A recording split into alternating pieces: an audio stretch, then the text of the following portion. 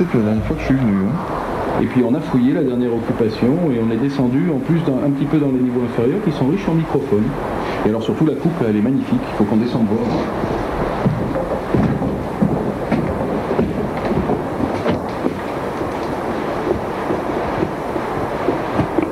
Tu vas voir, à mon avis, ça va attraper des choses. Ça m'étonnerait, ça n'évoque pas des beaux souvenirs. Regarde ça, on prend un peu de recul, mais...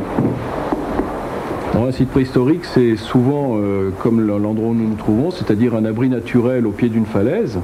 Et dans cet abri naturel, en fait, se sont accumulés toute une série de dépôts. Et au sein de ces dépôts, on retrouve les traces des occupations humaines, les traces laissées par l'homme.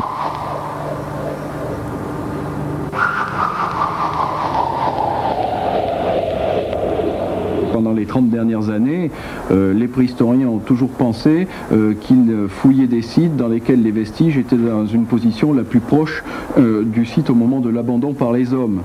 On pensait que les choses s'accumulaient simplement, fossiliser les restes des occupations humaines, les hommes revenaient, tout ça se superposait, ça paraissait très simple. En fait, on sait maintenant que c'était beaucoup plus compliqué. De l'eau dans le radiateur,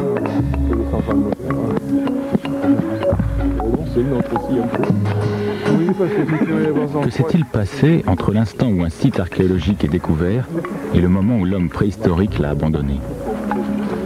Pour tenter de répondre à cette question, une équipe de géologues et d'archéologues a mis en œuvre une expérience originale baptisée Programme Transit.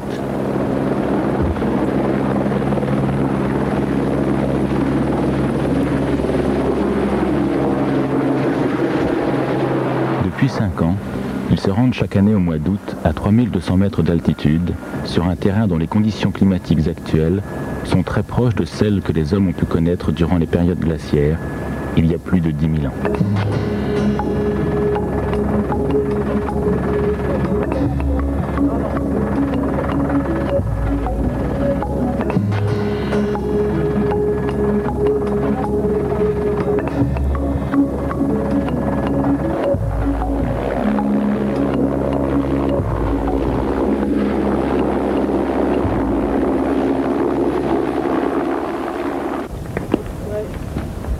Ici, au cœur des Alpes du Sud, la neige recouvre tout 9 mois par an.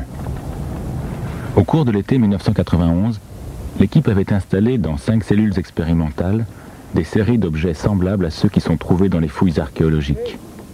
Des ossements, des charbons de bois, des silex. Quel a été, hiver après hiver, l'effet du gel sur ces objets? Chaque année, les archéologues étudient le phénomène en relevant avec précision la position du matériel. 97 donc. C'est bon, vous avez à peu près tout retrouvé? Il en manque une, mais comment Oui. 496. Il semble qu'on ait des mouvements plus importants cette année que les années précédentes. Mais ça sera contrôlé par l'appareil. Parce qu'il ne faut pas quand même s'emballer. Ce crâne est très joli. T'as vu ton gros os est en train de se fendre là? Oui, la tête de film, oui. Ouais. Tous les os sont en train de se fendre pratiquement. Ouais. Ça fait 5 ans maintenant qu'on suit les cellules et qu'on en démonte une chaque année. Celle-là a passé 5 ans et c'est vrai qu'au bout de 5 ans, les modifications sont beaucoup plus spectaculaires que ce qu'on avait pu voir les années précédentes sur les autres cellules qu'on a démontées. Par exemple, ce silex ici, ce silex est complètement gélivé, il est fendu par le gel en deux. C'est quelque chose qu'on n'avait pas vu les années précédentes. De toute façon, il y a un enfouissement des objets, et là aussi, qui est très spectaculaire sur cette cellule, qui est beaucoup plus spectaculaire que ce qu'on avait vu les autres années. Il y a des fragments de 2 cm, 3 cm parfois, qui viennent et qui recouvrent les silex. Ça se voit bien déjà ici. Il y en a ici également. Oui, celui-là, il y a des silex qui disparaissent complètement sous des particules fines qui sont transportées. Celui-là, on le voit presque plus. Celui-là est presque enterré. Le silex est couvert de fines, ça t'intéresse Pascal? Oui. Voilà où on en est. Donc dans cette boîte, là, les petits trucs à la confiture, les petits pains. On va commencer par faire et les fruits dans mon sac. Ça va? Et tu fais un truc, il y en a pour 10 Je vais secondes. prendre un petit truc là, c'est gros comme ça vous fait du bien, c'est comme une barre de céréales. Et si, il y a aussi les cailloux, l'expérience sur les cailloux. Alors, ceux qui étaient dans le sens de la pente se sont mis à plat. ceux qui étaient avec un port nage inverse ont subi une rotation de, je sais pas, 80 à 90 degrés et se retrouvent dans le sens de la pente avec les marques qui étaient dessous. Bien, il va falloir donc... Un phénomène géologique explique le mouvement subi par les objets. C'est la solifluction. Ah, il faut un plan, absolument, oui. Vous avez le plan de cellule 5 ? La solifluction, c'est un mouvement lent du sol qui est induit par les cycles de gel et dégel du sol. Pendant tous ces cycles, de la glace se forme dans le sol, fait gonfler le sol, et lorsque la glace fond, le sol redescend, mais pas vraiment à sa position initiale, puisqu'on est sur une pente, et on obtient un petit déplacement. Et ces petits déplacements cumulés au cours de l'année induisent des déplacements beaucoup plus importants, considérables à l'échelle géologique.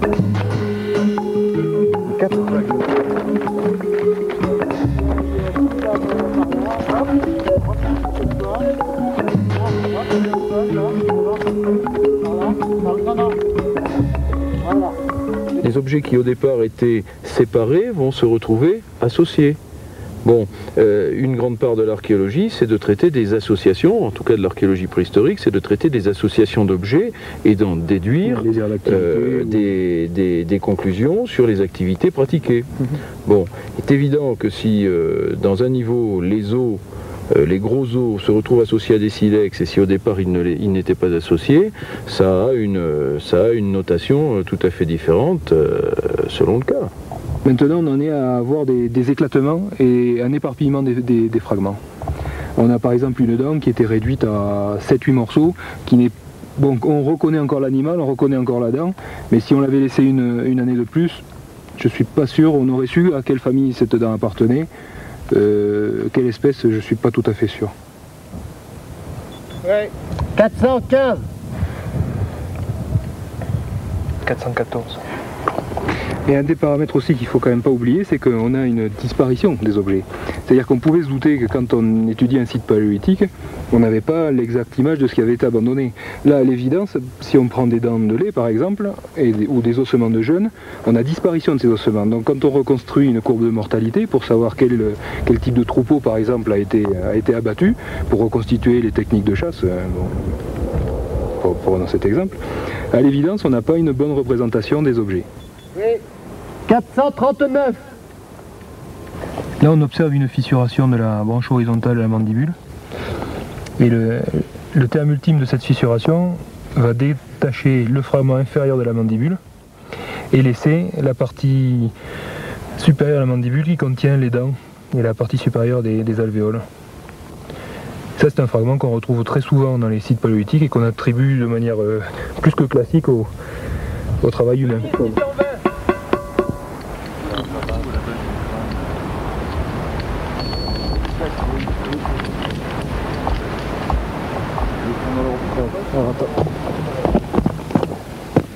Non, 3005, c'est celui que je pensais. Alors je sais exploité en bas, ça serait 414.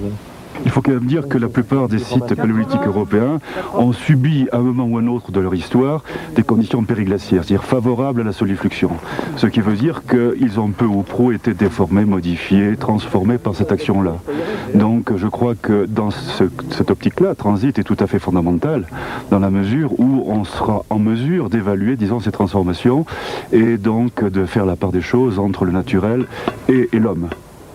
Comme on peut le voir ici, la surface du sol n'est pas très inclinée, donc compatible avec une occupation humaine, ce qui permet de faire un transfert des résultats obtenus ici à basse altitude sans trop de problèmes.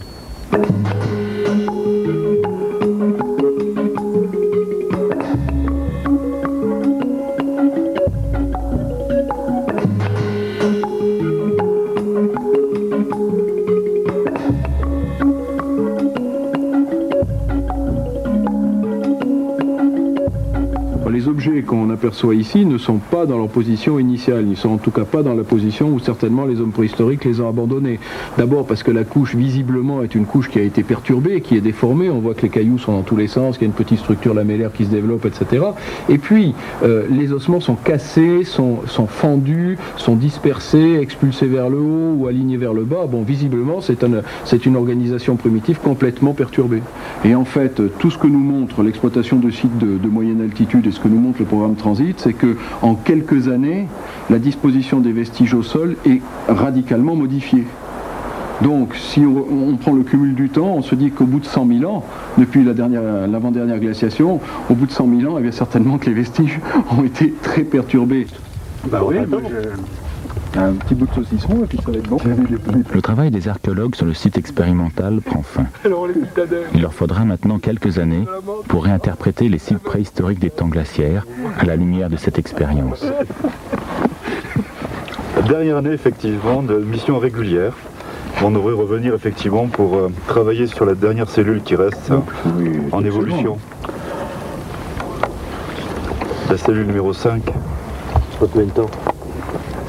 Dans 10 ans, 20 ans. Bon, bah là, on fait l'aller-retour en hélicoptère, alors, parce que il y en a certains, ça va être en chaise roulante qui vont descendre. C'est vrai que le transfert aux fossiles pose des problèmes. C'est plus dur, hein. Des résultats effectivement obtenus au bout de 5 ans ne sont pas directement transférables aux fossiles. Ils peuvent s'annuler au bout des 5 autres années. Il faut prendre effectivement des précautions, il y a des choses. Oui, non, mais l'intérêt de ça, c'est de pouvoir construire un modèle. C'est-à-dire que, à partir des données accumulées sur un petit nombre d'années, pendant 5 ans, ça fonctionne comme ça. Voilà, et faire des extrapolations après pour aboutir à un modèle probable. Ce que nous avons fait, bien sûr. Plus proche de la réalité. La question fondamentale à laquelle les préhistoriens essayent de répondre lorsqu'ils s'adressent à des gens qui ne sont pas préhistoriens, c'est essayer de leur faire comprendre la profondeur du temps, la durée du temps qui les sépare depuis l'occupation de l'homme préhistorique jusqu'à aujourd'hui, et tout ce qui a pu se passer pendant cette durée immense. Et finalement, les préhistoriens qui essayent de faire comprendre ça avaient un petit peu oublié depuis quelque temps, que dans un site, eh bien, on n'avait pas des instantanés, on n'avait pas le geste retrouvé immédiat, qu'il y avait tout un tas de choses qui s'étaient passées et qu'il fallait enlever tous les filtres naturels pour retrouver le geste.